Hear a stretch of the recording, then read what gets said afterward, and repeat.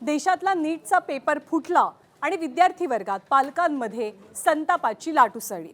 आता पुनर्परीक्षा घेतली जाते। फेरपरीक्षा 21 जूनला होणार आहे आणि 21 जूनला होणारी ही परीक्षा पीएमओच्या देखरेखीखाली केली जाईल अशी माहिती मिळते। कालच आपण बघितलेलं होतं की लष्कराची मदत घेण्याचा विचार सुद्धा केंद्रीय शिक्षण विभागाचा आहे नीटच्या फेरपरीक्षेच्या वेळेला। महत्त्वाची बाब म्हणजे संपूर्ण प्रक्रियेवरती थेट पंतप्रधान नरेंद्र मोदी लक्ष ठेवून असतील अशी माहिती आहे।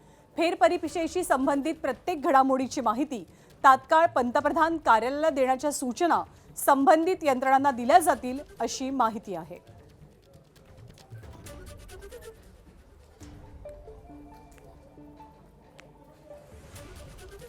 तर नीट पेपर लीक प्रकरणाचे धागेदोरे नांदेडपर्यंत पोहोचलेले असून नांदेडमध्ये सीबीआयने मोठी कारवाई केली आहे। लाखो रुपये देऊन पेपर विकत घेतल्याच्या संशयावरून सीबीआयने नांदेड शहरातील 2 वेगवेगळ्या पोलीस स्थानकांच्या हद्दीत 3 ठिकाणी झाडाझडती घेतली।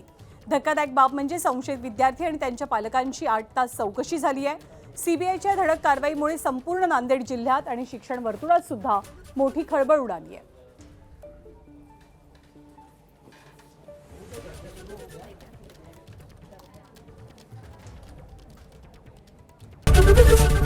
एबीपी माझा, उघडा डोळे बघा नीट।